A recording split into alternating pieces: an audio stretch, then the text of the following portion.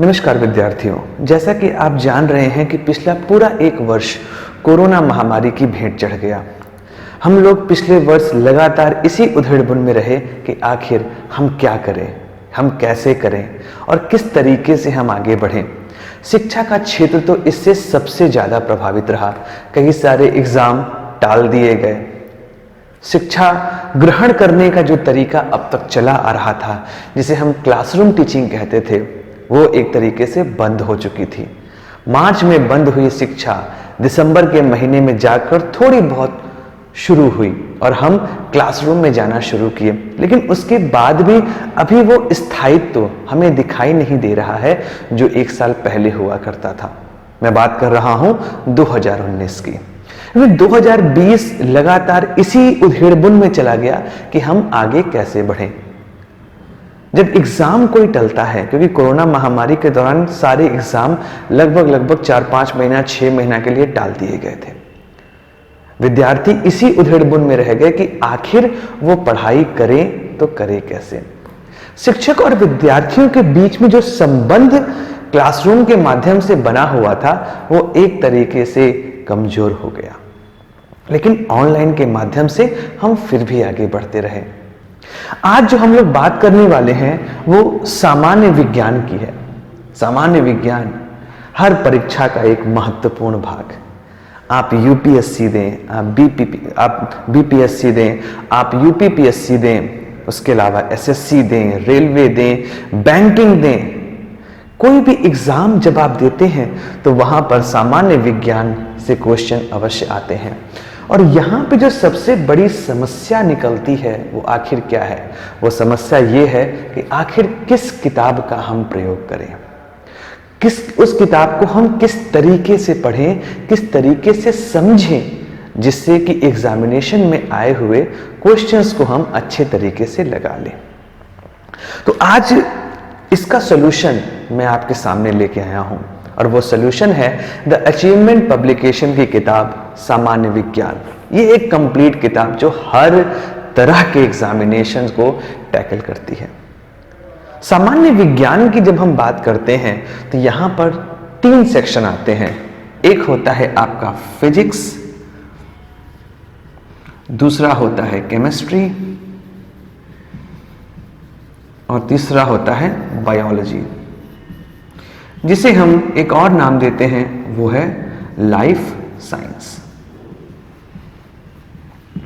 यहां पर 2 सेक्शंस और ऐड होते हैं जो सामान्य विज्ञान का ही भाग माने गए हैं। बेसिकली वो फिजिक्स और लाइफ साइंस के ही सेक्शन थे, बट अब उन्हें अलग कर दिया गया है। जैसे यहां पर एक आता है कंप्यूटर और एक यहां पर एग्रीकल्चर। ये 2 ऐसे टॉपिक हैं जिन्हें हाल के दिनों में ज्यादा महत्वपूर्ण बना दिया गया है। अगर आप देखेंगे तो जो पिछला वर्ष 2020 का जो यूपीएससी का एग्जाम हुआ था, वहां पर एग्रीकल्चर से काफी सवाल पूछे गए थे। 8 से 10 नंबर के सवाल वहां पर आपसे पूछे गए थे एग्रीकल्चर से, जो कि एक तरीके से ज्योग्राफी का पार्ट हुआ करता था, लेकिन वो ज्योग्राफी और बायोलॉजी का एक मिश्रण है। उसे अब अलग करके एग्रीकल्चर में डाल दिया गया है लाइफ साइंस के माध्यम से।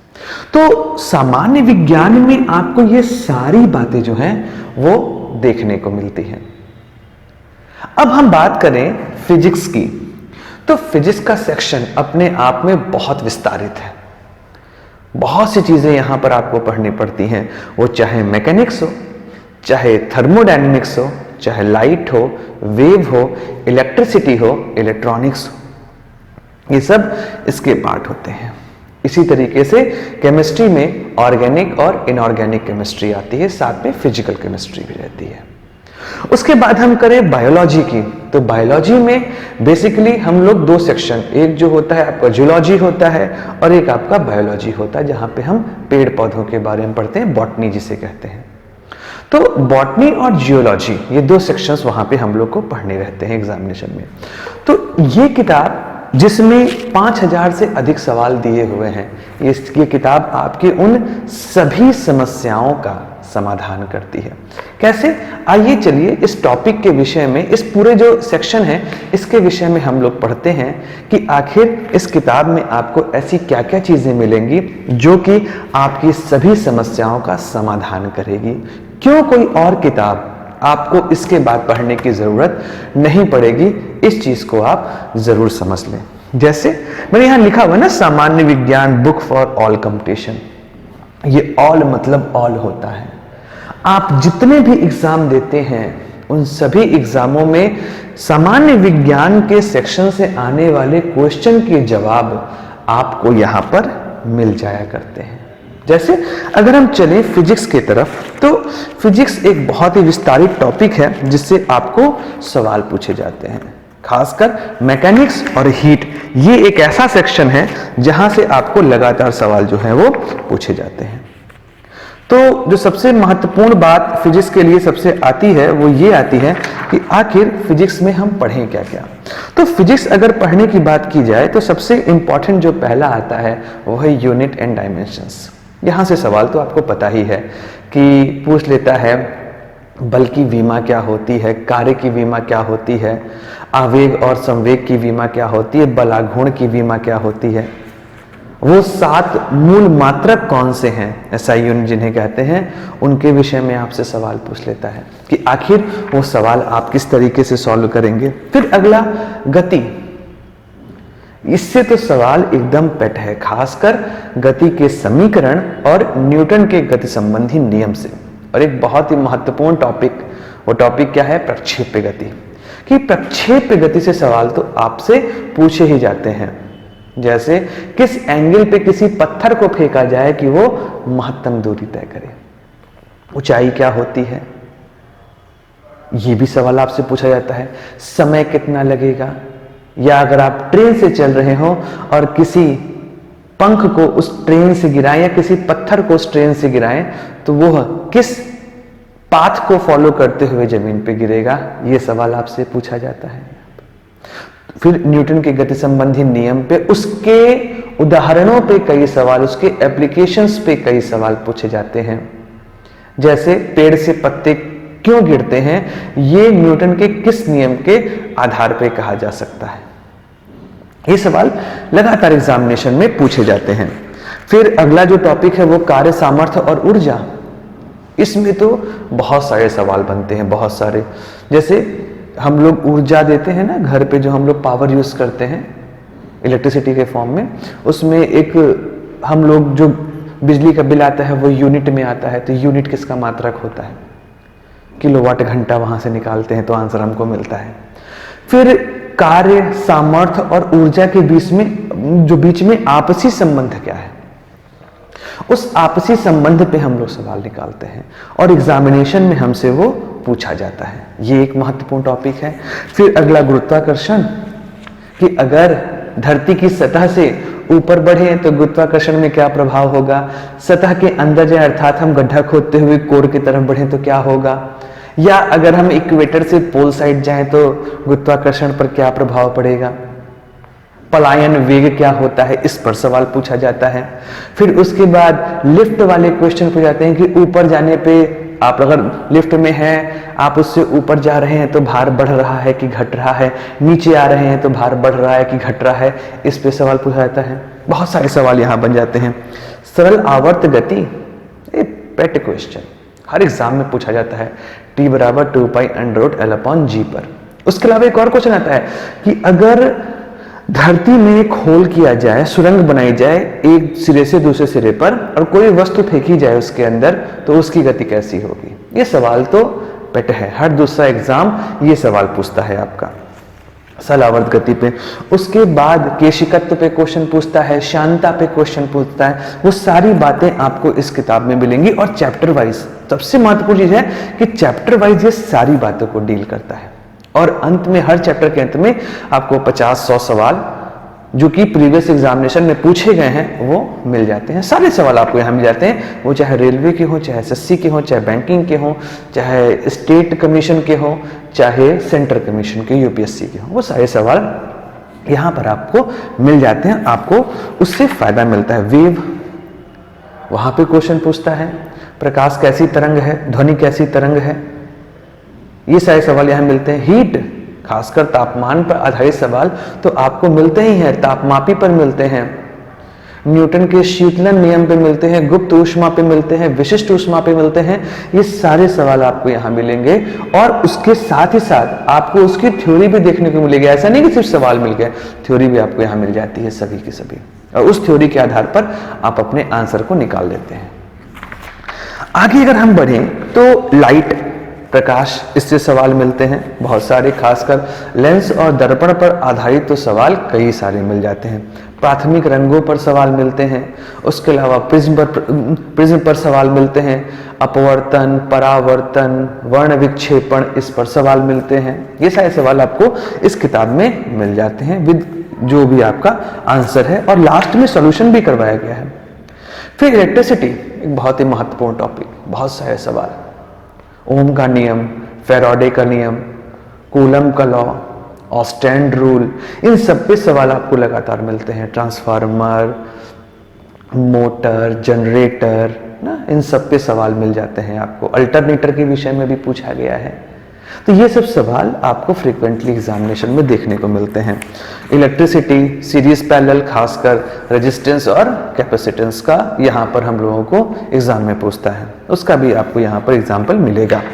साथ ही आगे बढ़े तो इलेक्ट्रॉनिक्स सवाल पूछता है वहां पे, NPN junction, PN junction, diode, triode, silicon control rectifier से एससीआर कहते हैं, वो सारे सवाल भी आपको यहाँ देखने को मिल जाते हैं।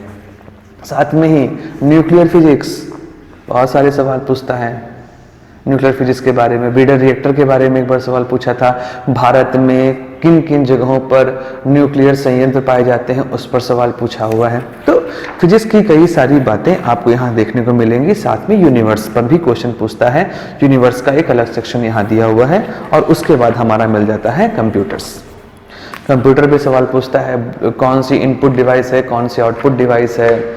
उसके अलावा बाइनरी नंबर क्या होता है, बाइनरी नंबर का आपसे कन्वर्जन पूछ सकता है, वो सब यहाँ पर आपको मिल जाता है। फिर साइंस एंड टेक्नोलॉजी, इसमें किस पंचवर्षीय योजना में साइंस एंड टेक्नोलॉजी को ज़्यादा प्रधानता दी गई थी, उसके विषय में यहाँ सवाल पूछता है। डीआरडीओ, इसरो, इनके बारे में सवाल पूछेगा। बार्क, इन सब के बारे में आपको यहाँ जानने को मिलेगा। भारत ने कौन कौन से प्रक्षेपण या जो आपके यान हैं उसको यहाँ से भेजे हैं, पीएसएलवी, जीएसएलवी, इन सब के विषय में भी आपको यहाँ जानने को मिल जाता है। उसके बाद लास्ट में फिजिक्स के ढेर सारे क्वेश्चन एक ही जगह दिए गए हैं और साथ ही उनके सॉल्यूशन भी आपको यहाँ देखने को मिलते हैं। सॉल्यूशंस आपको यहाँ मिल जाते हैं, जिससे अगर आप किसी सवाल में फंसे तो आपको पता चले कि वो सवाल कैसे लगाए जाते हैं, इसके विषय में आप जानते हैं। फिर आते हैं अपना अगला सेक्टर, वो है हमारा केमिस्ट्री। केमिस्ट्री में हम मैटर के बारे में पढ़ते हैं कि मैटर क्या होता है, फिर इसमें मेटल, नॉन मेटल, कार्बनिक, अकार्बनिक पदार्थों के विषय में जानने को मिलता है। एटॉमिक स्ट्रक्चर को जानने को मिलता है, अफबाउ का नियम, हुंड का नियम, इन सब के विषय में हम जानने को मिलते हैं। समस्थानिक, समभारिक, ये सब भी हम जानते हैं। फिर पाउली का अपवर्जन नियम, अफबाउ का नियम, फिर क्लासिफिकेशन ऑफ एलिमेंट्स, इनके विषय में भी हम यहाँ जानते हैं और सवाल जो पूछते हैं उसको हम लगा सकते हैं। फिर हम लोग आगे बढ़ते हैं तो ऑक्सीडेशन एंड रिडक्शन पे आपसे सवाल पूछते हैं, वो भी यहाँ मिल जाएगा। फिर रासायनिक समीकरण जो पूछे जाते हैं उनकी गणनाएं कैसे करते हैं, मापतौल कैसे करते हैं, मोल संकल्पना क्या है, इसके विषय में जानने को मिलेगा। फिर रासायनिक साम्य, जिसे हम केमिकल इक्विलिब्रियम कहते हैं, वो आप जानेंगे। हैलोजेंस क्या होते हैं, उसके विषय में जानेंगे। कार्बन, इट्स कंपाउंड, यहाँ पर सवाल पूछता है, उसके विषय में हम लोग जान पाते हैं। सवाल यहाँ पे आपको सारे दिए गए हैं, सभी चीज़ें आपको यहाँ मिल जाती हैं। और अंत में क्या किया गया है, जो एग्जाम के महत्वपूर्ण सवाल हैं वो इस तरीके से आपको एक जगह पे लिखे हुए मिल जाते हैं पॉइंट्स के फॉर्म में, जिससे आप जब पूरी बुक पढ़ लें तो रिवीजन करना आपके लिए आसान हो जाए। ये बहुत ही एक ऐसी बुक आपके सामने आ रही है जो सारी समस्याओं का हल आपके सामने रखती है। हर समस्या का हल आपके पास ये बुक आपको देते हुए चली जाती है। फिर अगर हम बात करें तो हमारे पास अगला जो टॉपिक है वो है बायोलॉजी का। यहाँ पर हम प्लांट एनाटॉमी, जिसे हम पादप शारीरिकी कहते हैं, वायरस देख रहे हैं, कोरोना वायरस आया हुआ है, उस तरीके से वायरस पे सवाल पूछता है कि कौन से रोग किस वायरस के थ्रू, या कौन से रोग वायरस के थ्रू होते हैं, कौन से रोग बैक्टीरिया के थ्रू होते हैं, कौन से रोग प्रोटोजोआ के थ्रू होते हैं, कौन से रोग फंजाई से होते हैं। ये सब सवाल जो है मिलते हैं। इकोलॉजी, इन्वायरमेंट, ग्लोबल वार्मिंग पे क्वेश्चन आप जानते हैं कितने ज़्यादा बनते हैं। और कौन कौन से जो आपके पौधे हैं वो आर्थिक दृष्टि से महत्वपूर्ण हैं, वो आपको यहाँ मिल जाता है देखने के लिए। फिर यूकैरियोट्स, प्रोकैरियोट्स, इसके विषय में आपका राइबोन्यूक्लिक एसिड, आरएनए जिसे बोलते हैं, उस पर सवाल पूछता है। प्रोटीन सिंथेसिस पे सवाल पूछता है, राइजोबियम पे सवाल पूछता है ना, सेल संरचना जिसे कहते हैं उस पे सवाल पूछता है। और फिर ये पूछता है कि किसने माइटोकॉन्ड्रिया को खोजा, किसने सेल वॉल को खोजा, किसने नाभिक को खोजा। ये सब तो फ्रीक्वेंट सवाल है, एग्जाम में मिलते हैं। फिर एनिमल टिश्यू पे आपको यहाँ जानने को मिलेगा, human digestive system, circulation system, फिर जो आपकी हड्डियाँ हैं इस पर सवाल पूछ लेता है। ये सब चीज़ें आपको यहाँ जानने को मिल जाती हैं। और एट द एंड में सारे सवाल आपको एक जगह मिलते हैं, चैप्टर वाइज भी सवाल हैं, और एट द एंड पूरा एक कंपाइलेशन सवालों का वो भी आपको यहाँ मिल जाता है। तो ये सारी चीजें आपको इस किताब में मिलती है। मतलब एक किताब आपकी सभी समस्याओं का समाधान है। आप इस संसार का कोई भी एग्जाम दें कंपटीशन का, वो सभी सवाल आपको इसमें मिलेंगे, उसके जवाब आपको इसमें मिल जाते हैं सभी। एक किताब पढ़िए और सारी समस्याओं से मुक्त होइए। एक ही किताब पढ़नी है आपको, ये नहीं कि ढेर सारी किताब ले आए उसमें खोज रहे हैं, कुछ टॉपिक इससे कुछ टॉपिक उससे, ऐसा नहीं है ज़रूरत है आपको। इस किताब को खरीद लिया, सारा काम हो गया, पढ़ लिया मन लगा के, आपकी सारी समस्याओं का समाधान हो गया।